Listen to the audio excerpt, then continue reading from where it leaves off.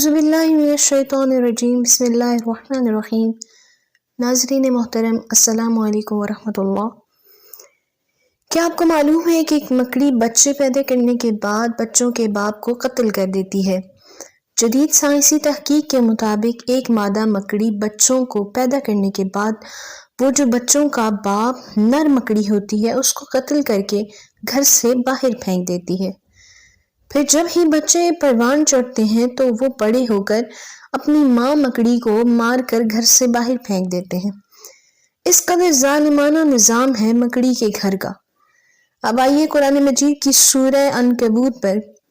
عنکبوت عربی میں مکڑی کو کہتے ہیں۔ کیا وجہ ہے، کیا حکمت ہے کہ اللہ نے پوری سورت کا نام ہی مکڑی کے نام پر رکھ لیا ہے، اور قرآن مجید میں فرمایا کہ گھروں میں سب سے زیادہ کمزور گھر مکڑی کا ہے اگر انسان علم رکھ۔ اب اس میں حکمت کیا پوشیدہ تھی؟ جدید سائنسی تحقیق ہی نے یہ ثابت کر دیا کہ جب کمزور گھر کا خیال آتا ہے تو اس میں پڑھنے سے پہلے، اور یقیناً آپ بھی یہی سوچتے ہوں گے، اس جالے کی طرف اشارہ جاتا ہے۔ اس کا ظاہری جالا اس قدر کمزور ہے کہ اسے کہا جا سکتا ہے کہ اس کا گھر بڑا کمزور ہے۔ لیکن تحقیق کے بعد یہ راز کھلا کہ جو مصنوعی طور پر اس کے گھر کے اندرونی معاملات تھے، جو اندرونی دشمن اور خانہ جنگی کی طرف اشارہ تھا، اس کے اندر کتنے راز پوشیدہ ہیں۔ بلا شبہ قرآن مجید فرقان حمید کا ہر لفظ زندگی بخشتا ہے۔ جب اس سورت کی مزید تفصیل میں جائیں تو اس سورت میں تمام فتنوں اور سازشوں کا ذکر ہے۔ آغاز کچھ یوں ہوتا ہے۔ بہت سے لوگ ہیں جو یہ گمان کرتے ہیں کہ اس بات پر چھوٹ جائیں گے کہ ہم ایمان لے آئے اور ان کی آزمائش نہیں ہوگی۔ پھر یوں فرمایا کہ بہت سے لوگ ہیں جو یہ کہتے ہیں کہ ہم ایمان لے آئے، لیکن جب ان پر کوئی آسمانی آزمائش نازل ہوتی ہے تو اس آزمائش کو اللہ تعالیٰ کا عذاب سمجھ لیتے ہیں۔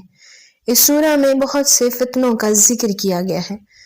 اب سوال ذہن میں یہ آتا ہے کہ فتنوں کا مکڑی کے اس جالے سے کیا تعلق ہے؟ اس مکڑی کے جالے کو عام نہ سمجھیں، اس میں بہت سے راز پوشیدہ ہیں۔ یہ مکڑی کا جالا اپنے دشمن کو کیپچر کرنے میں ہنی ٹریپ بھی ہوتا ہے۔ اس کے جالے کی طرف اشارہ ہمارے لیے زندگی میں بہت سی سازشوں اور فتنوں کی طرف اشارہ ہے کہ یہ زندگی اسی طرح الجھی ہوئی ہے جس طرح یہ ایک مکڑی کا جالا ہے، اور مکڑی کی اپنی زندگی اس کے بارے میں شروع میں ہی آپ کو بتا چکی ہوں۔ اب آئیے سورہ نمل کی طرف، یعنی قرآن کی ایک ایک سورہ، اس میں کتنے راز پوشیدہ ہیں۔ اللہ نے نام بھی رکھا تو کتنی حکمتوں کے ساتھ۔ سورہ نمل، نمل عربی میں چیونٹی کو کہتے ہیں۔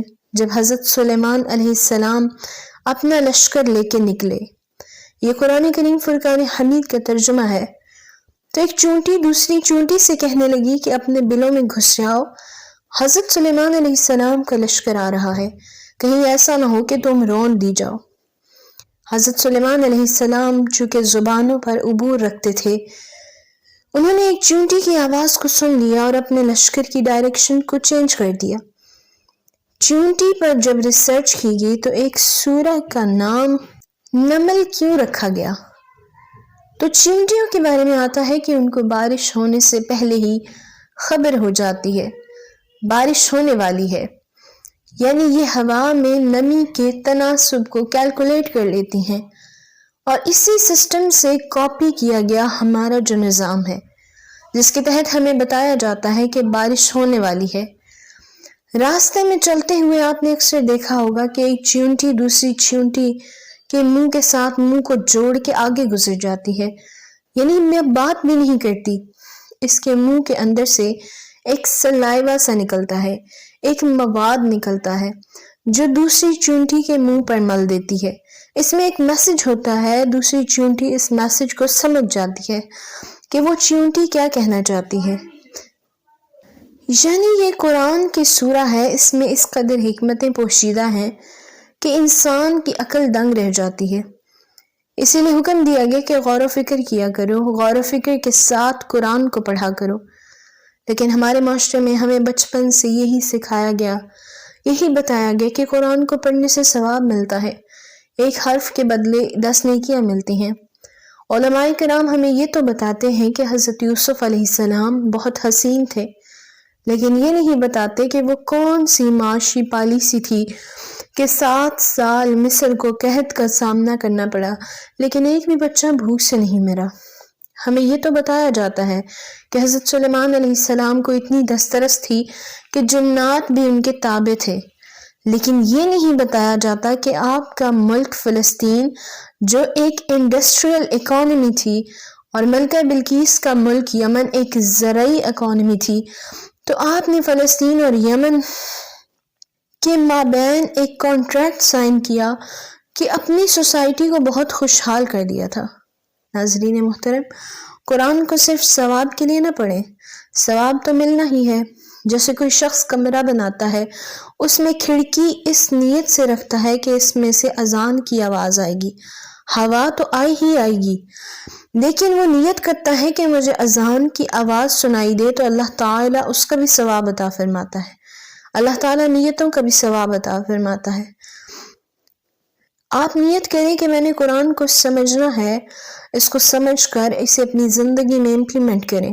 قرآن مجید فرقان حمید کو سمجھ کے پڑھیں، اس کو عمل بھی کریں اس پہ، تو آپ کی زندگی کے بہت سے ایسے معاملات جو الجھے ہوئے ہیں، جو آپ کے زندگی میں مصائب آتے ہیں، اللہ تعالیٰ ان سب کو حل فرما دیتا ہے اسی قرآن کے صدقے سے، اسی قرآن کی برکت سے۔ آپ جب قرآن کھولتے ہیں، اس کو پڑھتے ہیں، اس کو سمجھتے ہیں، جب اس کا ترجمہ پڑھتے ہیں تو آپ کی زندگی کی بہت سی مشکلات بھی حل ہو جاتی ہیں۔ اللہ تعالیٰ ہم سب کو قرآن کریم کو سمجھنے کی اور اس پر عمل کرنے کی توفیق عطا فرمائے۔